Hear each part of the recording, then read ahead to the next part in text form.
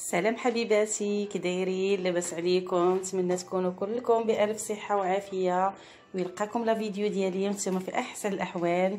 فيديو اليوم غادي نقترح عليكم فيه حليوه بسيطه سهله اقتصاديه بكاس ديال السميده وكاس ديال الحليب. غادي تحصلوا على واحد الحلوه اللي كتجي رائعه معلكه ولذيذه وصراحه زوينه لا في المنظر ولا في المذاق. كنتمنى الفيديو ديال اليوم ينال الاعجاب ديالكم. نخليكم مع الفيديو، فرجه ممتعه.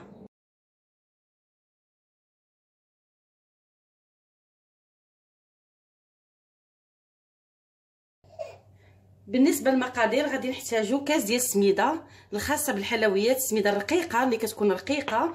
بالنسبه للقياس البنات، الكاس اللي غادي نتعبروا به السميده هو اللي غادي نتعبروا به الحليب. الا درتو كاس ديال العنبه ديال السميده غديروا كاس ديال العنبه ديال الحليب. درتو صغار منه المهم خاصو يبقى نفس الكاس. انا هاد الكيسان درتهم شويه كبار، فدرت كاس ديال السميده الخاصه بالحلويات، السميده الرقيقه واللي غربتها من قبل، وعندي كاس ديال الحليب اللي واخد درجه حراره المطبخ، يعني ما سخون ما بارد.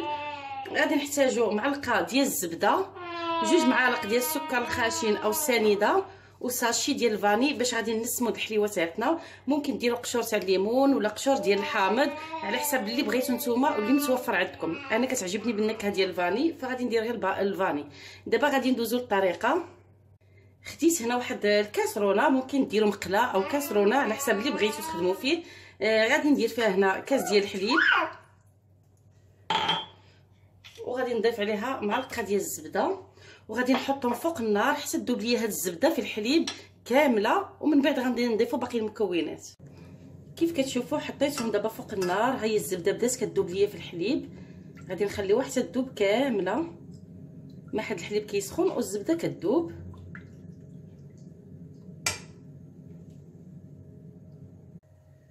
من بعد ما دابت لي الزبده في الحليب كيف كتشوفوا غادي نضيف عليها هنا الساشي ديال الفاني باش غادي نسم هاد الحليوه تاعتنا. وكيف قلت لكم ممكن ديروا قشور تاع الليمون او قشور ديال الحامض، تنسموها باللي بغيتو نتومايا. صافي. من بعد ما غادي نضيف عليهم جوج معالق ديال السكر او السنيده، وغادي نحرك مزيان حتى تذوب ليا هاد السنيده وتنسجمي مع المكونات. غادي نبقى نحرك حتى تذوب السنيده كامله هي والفاني، يعني ما يبقاوش دوك الحبيبات ديالهم متراكمين.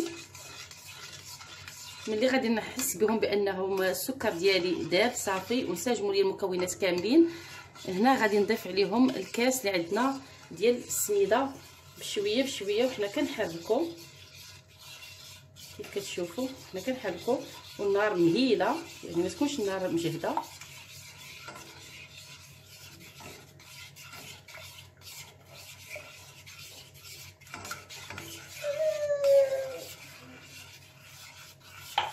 صافي. غادي نبقى نحرك حتى غتجمع ليا العجينه، حتى غادي نحصل على واحد العجينه اللي كتكون متماسكه.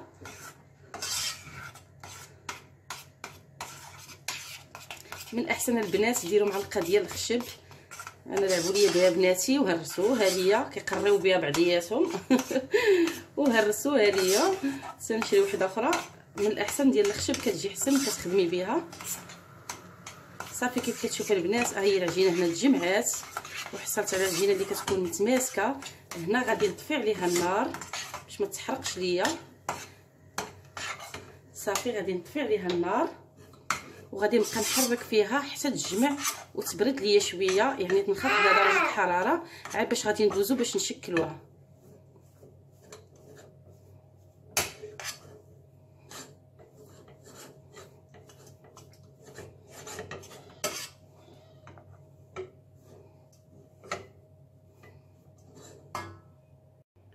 صافي البنات، ها العجينه تاعتي بعد ما تجمعات كتجي على هاد الشكل هذا، كتجي متماسكه وما كتلصقش باليد ورطبه في نفس الوقت. صافي. هي باقا عندي شويه دافيه يعني ما بردتش كامله. غادي نحطها هنا وغادي نبدا نشكل في الحليوه تاعتي. كيف كتشوفوا ما غادي نحتاجوا ليها لا طابع، غادي نشكلوها بواحد الطريقه اللي ساهله وزوينه وكتعطينا منظر زوين. غادي نديروها هكا على شكل غريبه، وغنديروا واحد الحفيره هكا بيدينا. صافي. غادي نشكلوها بحال هكا وغنديروا واحد الحفيره هكا غير بالصبع ديالنا، وغادي ناخذوا واحد المعلقه وغادي نحاولوا نديروا لها هكا شريطات بهذا الشكل هذا. كنحاولوا نزينوها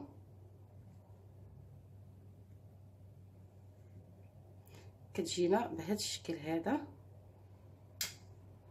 صافي غادي نحط الحليوه تاعتي، نعاود معكم واحده اخرى.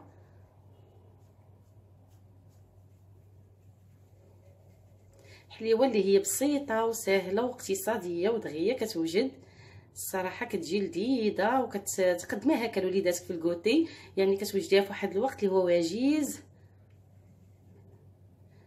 صافي غادي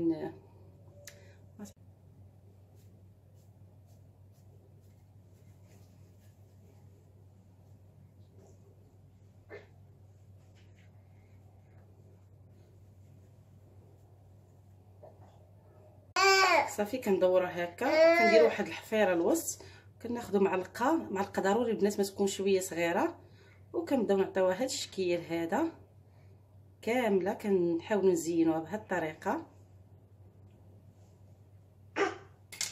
وكيبقى هذا هو الشكل ديالها. كيف كتشوفوا الطريقه اللي هي سهله وكتعطينا واحد الشكل اللي في المنظر زوين. غادي نستمر بنفس الطريقه البنات حتى نكمل الكميه اللي عندي كامله، وندوزو ان شاء الله باش نطيبوا الحليوه تاعتنا.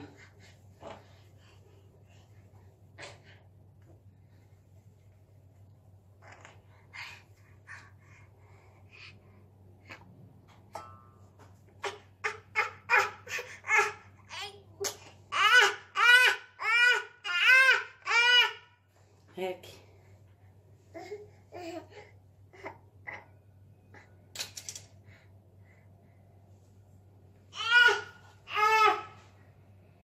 وهنا البنات بعد ما كملت الحليوه ديالتي كتجي على هذا الشكل هذا، كيجي فواحد المنظر زوين. غادي ندوزو دابا باش نطيبوها. درت البنات هنا درت كاسرونه، ما بغيتش ندير مقله، بغيت ندير كاسرونه باش الحلوه تاعتي تجيني مغطيه بالزيت. الكاسرونه حيت صغيره كيجي فيها هكا الزيت مجموع، فغادي تقلى لي الحلوه مزيان، وغادي نسخن الزيت مزيان، وغادي نقص من العافيه غادي نخليها مهيله. وبالنسبه لهاد الكاسرونه هذه فدرت فيها كاس ديال السكر مع نص كاس ديال الماء. غادي نطيب السيرو، ممكن تنسموهم بالحامض ولا بالفاني على حسب اللي بغيتو نتومايا.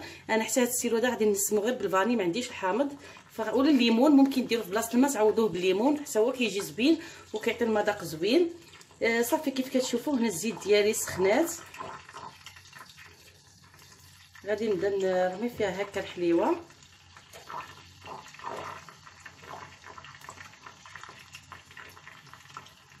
من الاحسن البنات ما ديروش مقله كتكون كبيره، ديروا غير كاسرونه هكا صغيره كيجي فيها الزيت مجموع، وكتجي الحلوه مغطيه بالزيت وكتجينا محمره وكتقلى كلها، يعني كيجي فيها واحد اللون واحد وكتجي لذيذه وزوينه. صافي دابا غادي ندير العافيه تكون مهيله، غادي نقص من العافيه باش الحليوه تاعتي تجي طايبه من الداخل ومن برا، وغادي نخليها طيب على خاطرها. والسيرو حتى هو ها هو دابا كيطيب البنات، كيف كتشوفوا السكر بدا كيذوب، ما غتجي فين طيب ليا الحلوه حتى غادي يكون السيرو واجد.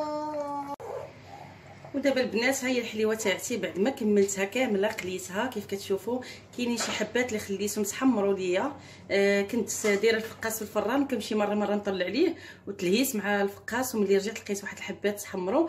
نتوما ما ديروش بحالي، ديروها كلها في هذا اللون هذا، هذا اللون هذا كتجي مزيانه. كيف كتشوفوا انا كاينين شي وحدين اللي حمرتهم بزاف. صافي دابا غادي ندوز باش غادي نسقيها بالسيرو اللي وجدت ليها. كيف كتشوفوا السيرو عندي بارد وهي مازال سخونه، ضروري الا كان السيرو بارد تكون الحلوه سخونه، ولا كانت الحلوه بارده السيرو خصو يكون سخون. صافي غادي نسقيو الحليوه تاعتنا كامله ونتلاقى معكم باش نوريكم الشكل النهائي ديالها.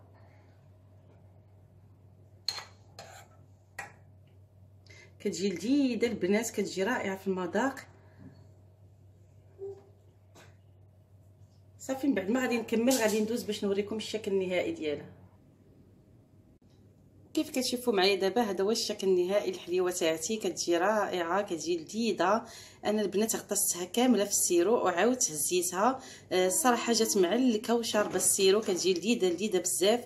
كيف شفتوا بكاس ديال السميده وكاس ديال الحليب، يعني اللي متوفرين في كل البيت، وشي حاجه اللي هي سهله وبسيطه واقتصاديه.